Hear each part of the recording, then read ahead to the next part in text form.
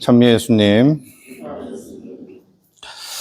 예수님께서 밀과 가라지의 비유를 이제 말씀을 하셨는데, 군중을 떠나 집으로 이제 제자들과 함께 돌아왔는데, 제자들이 그 비유에 대해서 설명해 달라고 합니다.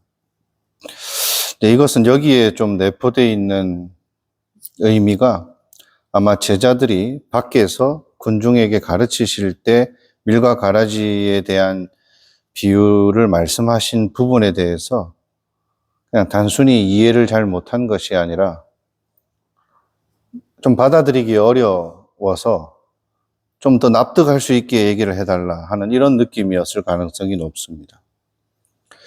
사실 밀과 가라지가 같이 있는데 가라지에 손대지 말고 그냥 내버려 두라는 그 말씀이 쉽게 받아들여지지 않을 수 있는 것이죠. 실제로 현실적으로 우리가 생활하면서도 우리는 그런 갈등을 많이 겪고 있습니다.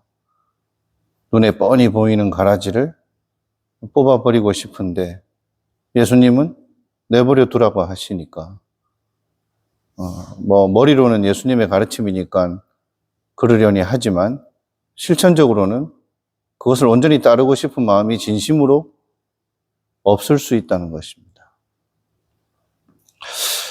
자, 이래놓고 일독서를 보면 예레미야 예언서에서 이스라엘 민족이 지은 죄에 대해서 후회하고 반성하면서 하느님의 자비를 청하고 있는데 그때 그렇게 말합니다.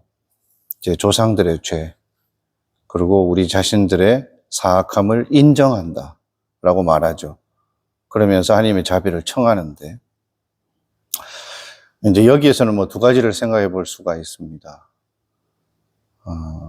과거의 어떤 선택이 현재에 계속 영향을 미치고 있고 그것이 개인적으로 뿐만 아니라 공동체적으로, 그러니까 조상들의 어떤 선택이 그것이 계속 어떤 영향력을 가지고 이어져서 지금의 우리 안에서도 사악함으로 계속 존재할 수 있다는 거죠. 그러니까 죄의 연대성을 얘기하는 겁니다. 근데 죄만 연대하는 것이 아니라 바꾸어 생각하면 좋은 것들, 선한 것들도 연대할 수 있죠. 자, 그러면 여기서 우리가 연대성만 생각할 것이 아니라 공존한다라는 것을 인정해야 된다라는 생각을 할 수가 있는 것입니다. 예레미야 예언서에서는 과거의 죄가 지금에 이어져서 지금 자신들이 겪고 있는 것에 대해서 반성하는 모습이지만 예수님의 가르침은 지금의 선택이 미래를 결정한다라는 말을 하고 있는 것입니다. 그런데 다른 점은 무엇이냐? 예레미야 시대에 그 사람들은 자비의 여지가 있었기 때문에 후회와 반성을 통렬히 했습니다.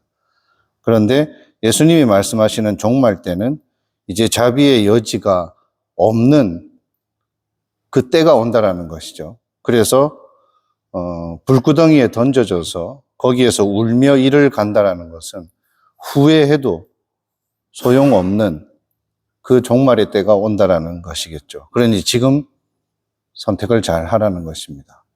지금 선택이 어떤 연대성을 가지고 그때까지 간다라는 것이죠.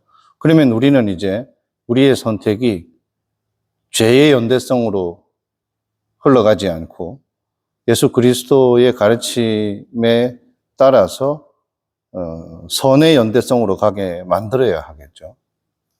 그러기 위해서 꼭 필요한 것이 바로 밀과 가라지가 공존한다라는 그 사실 자체를 인정하는 데서 출발해야 한다는 것입니다.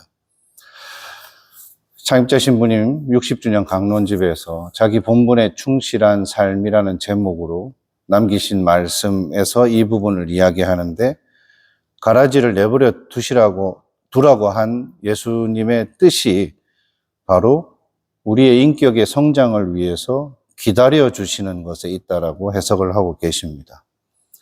즉, 우리 안에는 개인적으로도 밀과 가라지가 공존하고 있고 우리 공동체적으로도 밀과 가라지는 공존합니다.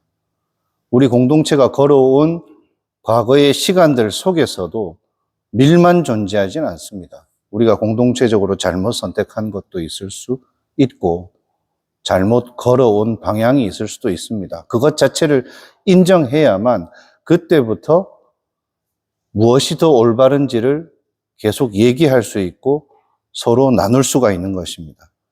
근데 개인적으로도 자기 죄를 인정하지 않거나 우리가 공동체적으로도 우리의 가라지를 인정하지 않으면 이제 그것에 대해서 말을 못하게 됩니다. 더 선한 쪽으로 나아가기 위해서 나누는 대화가 불가능해지고 공격으로 받아들이고 상처로 받아들이고 단죄로 받아들이는 정서만 남을 것이기 때문에 그렇죠. 그래서 공존을 인정하고 거기에서 출발해서 우리가 만들어가야 할 선의 연대성으로 나아가지 못하고 정체되어 있거나 뒷걸음질 치게 되는 그런 모습이 있을 수 있다는 것을 오늘 독서와 복음을 통해서 우리는 깊이 깨우칠 수가 있는 것입니다.